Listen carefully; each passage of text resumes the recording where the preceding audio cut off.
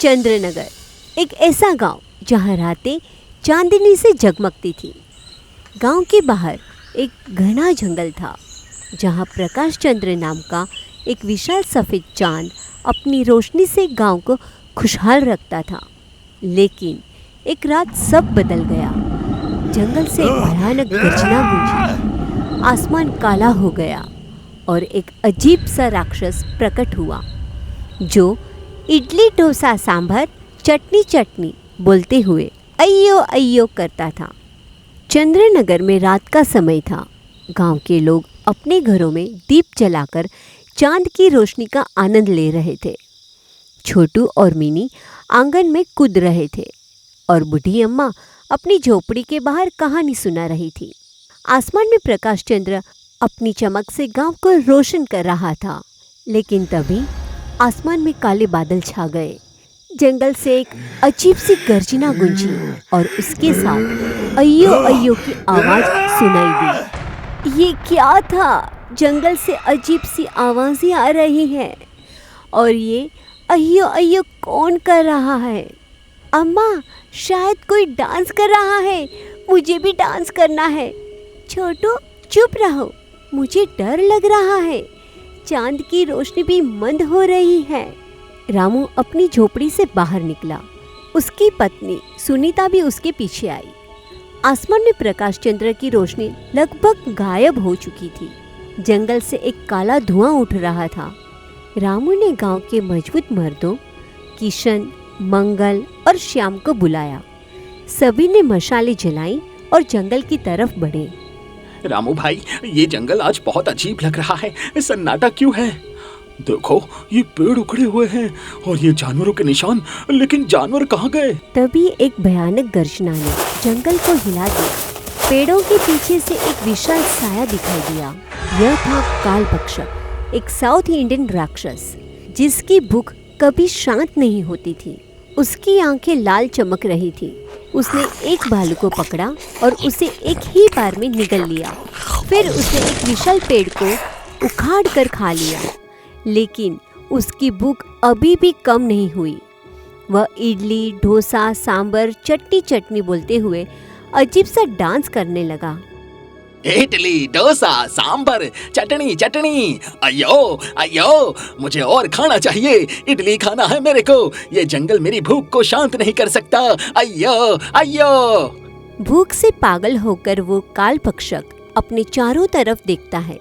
तभी उसकी नजर आसमान में चमकते प्रकाश चंद्र पर पड़ी। अयो, ये तो बिल्कुल इडली इडली जैसा दिखता। इतनी बड़ी इडली, इसे खाकर मेरा पेट भर जाएगा।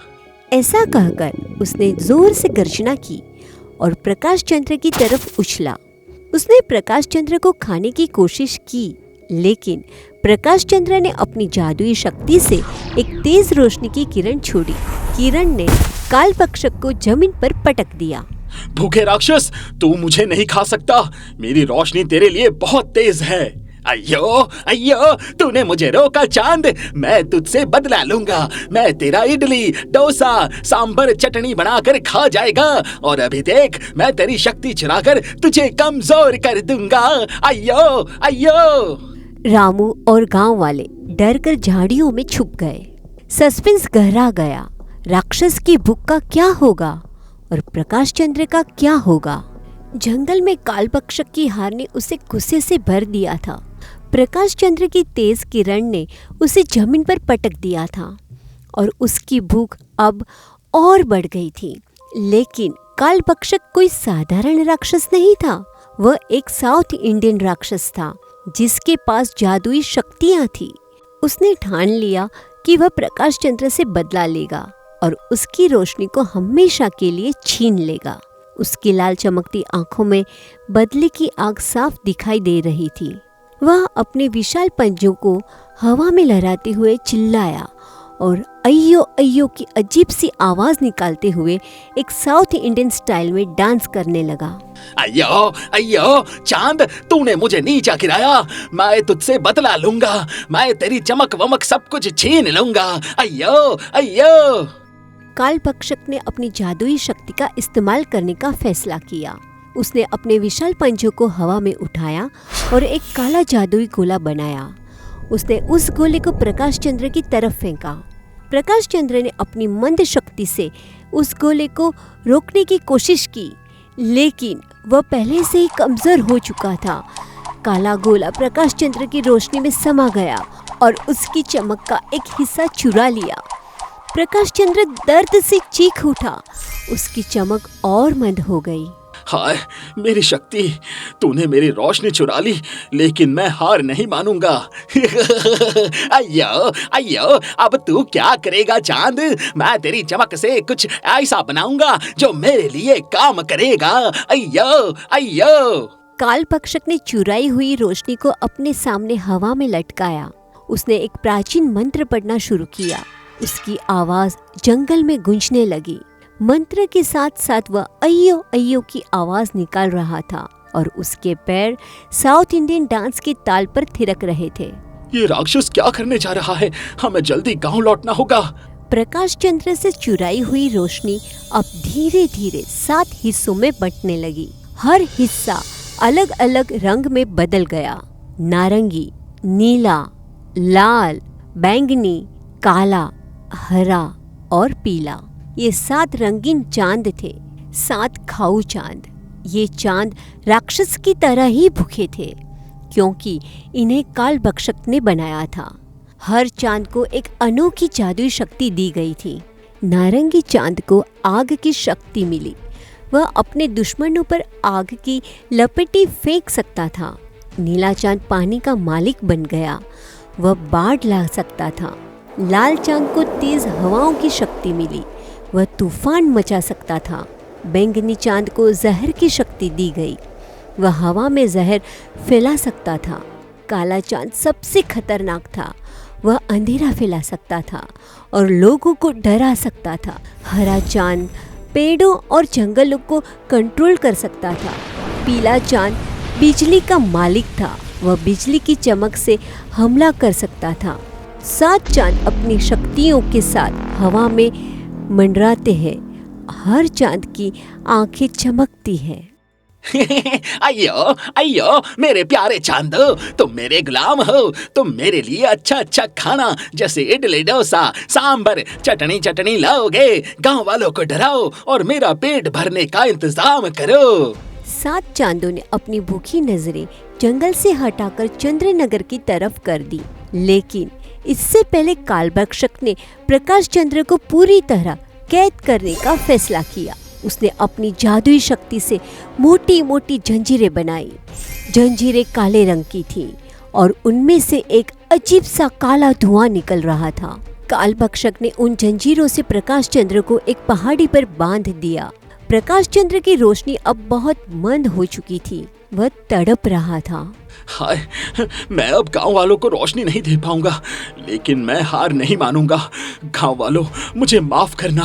कालभक्षक ने 7 चांदों को गांव की तरफ भेजने का आदेश दिया।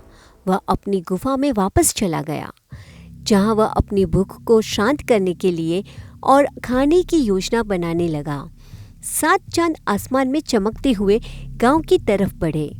उनकी आंखें भूख से लाल हो चुकी थीं। जंगल में सन्नाटा छा गया। हवा में एक अजीब सी सिसकारी सुनाई दे रही थी। इधर रामू और गांव वाले डरते डरते गांव लौट आए। उनके चेहरों पर डर साफ दिखाई दे रहा था। रामू की मशाल की रोशनी हवा में कांप रही थी। किशन, मंगल और श्याम भी उसके साथ थे। जैसे ही वे गांव पहुंचे, उन्होंने गांव वालों को इकट्ठा किया। गांव का चौक लोगों से भर गया। हर कोई रामू की बात सुनने के लिए बेताब था। रामू ने ऊंची आवाज में सारी बात बतानी शुरू की। गांव वालों सुनो, जंगल में एक साउथ का भयानक राक्षस है। उसका नाम काल भक्षक है। उसने जानवर और पेड़ खा लिए। उसने प्रकाश चंद्र को जंजीरों से बांध दिया और उसकी रोशनी चुरा ली। राम, ये क्या कह रहे हो? प्रकाश चंद्र को जंजीरों में बांध दिया? अब गांव में अंधेरा ही रहेगा। हमारे बच्चों का क्या होगा? रामू भाई, वो राक्षस बहुत खतरनाक लगता है। अगर उसने प्रकाश चंद्र को हराया तो हमारा क्या होगा? हमें गांव छोड़कर भाग जाना चाहिए। वो राक्षस हमें भी खा जाएगा। गांव में हाहाकार मच गया। लोग डर से कांपने लगे। कुछ औरतें रोने लगी। बच्चे अपनी माँओं की गोद में छुप गए। छोटू और मिनी भी अपनी माँ सुनीता के पास दौड़ कर गए। सुनीता ने दोनों को गले से लगा लिया। उसकी आंखों में आंसू थे। वह अपने बच्चों को देखकर बार बार रो रही थी। गांव में चारों तरफ डर का माहौल था। आसमान पूरी तरह काला हो चुका था। चांद की रोशनी गायब थी। हवा ठंडी और डरावनी हो गई थी। मम्मी, वो राक्षस हमें खा जाएगा। मैं डर रहा हूँ। मम्मी, चांद कहाँ गया? मुझे अंधेरे से डर लगता है। मेरे बच्चों, डरो मत, हम कुछ ना कुछ करेंगे। रामू, हमें जल्दी कुछ सोचना होगा। तभी बूढ़ी अम्मा ने आगे बढ़कर सबको हिम्मत दी। अम्मा की उम्र बहुत ज्यादा थी, लेकिन उनकी आंखों में एक अलग सी चमक थी। वह हमेशा से गांव वालों के लिए हिम्मत का प्रतीक रही थी। उन्होंने अपनी लाठी जमीन पर ठोकी और जोर से बोली, गांव वालों, डरने का समय नहीं है। हाँ, राक्षस खतरनाक है, लेकिन हमें हार नहीं माननी है। प्रकाश चंद्र ने हमें हमेशा रोशनी दी है। अब हमारी बारी है कि हम उसकी मदद करें। हमें उससे प्रार्थना करनी होगी। अम्मा सही कह रही है। हमें प्रकाश चंद्र से प्रार्थना करनी होगी। शायद वो हमें रास्ता दिखाए। अम्मा की बात सुनकर गांव वालों को थोड़ी हिम्मत मिली, लेकिन उनके मन में डर अभी भी बरकरार था। क्या प्रकाश चंद्र उनकी मदद कर पाएगा? क्या वो इस भूखे राक्षस को रोक पाएंगे? सस्पेंस गहरा गया। गांव वालों ने फैसला किया कि वे रात में पहाड़ी पर जाएंगे और प्रकाश चंद्र से प्रार्थना करेंगे। लेकिन उससे पहले उन्हें अपने घरों में मशालें जलानी थी, क्योंकि गांव में अंधेरा छा चुका था। गांव वाले रात में एक पहाड़ी पर गए, जहां से प्रकाश चंद्र की मंद रोशनी दिखाई दे रही थी। उन्होंने प्रार्थना शुरू की। प्रकाश चंद्र की मंद आवाज गूंजी, गांव वालों, मैं जंजीरों में बंधा हूँ, लेकिन मैं तुम्हारी मदद कर सकता हूँ। मैं गणेश जी को बुलाऊंगा, वे तुम्हें बचाएंगे। प्रकाश चंद्र ने अपनी आखिरी शक्ति से गणेश जी को संदेश भेजा। क्या गणेश जी समय पर आएंगे? अगली रात आसमान में 7 रंगीन चमक दिखाई दी। 7 खाऊ चांद, नारंगी, नीला, लाल, बैंगनी, काला, हरा और पीला गांव के ऊपर मंडराने लगे। काला चांद सबसे आगे था। उसने गांव वालों को धमकी दी, गांव वालों सुनो, हमारा राक्षस भूखा है। हमारे लिए इडली बनाओ, वरना हम और हमारा राक्षस तुम सबको खा जाएंगे। लेकिन इतनी इडली हम कैसे बनाएंगे? हमें समय चाहिए। तुम्हारे पास एक रात है। सुबह तक इडली तैयार करो, वरना गांव तबाह हो जाएगा।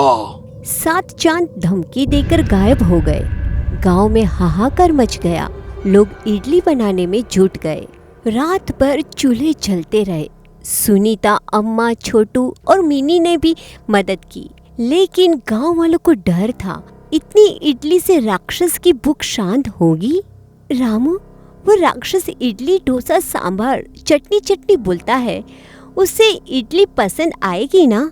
सुनीता, हमें कोशिश करनी होगी। प्रकाश चंद्र ने गणेश जी को बुलाया है, वो जरूर मदद करेंगे।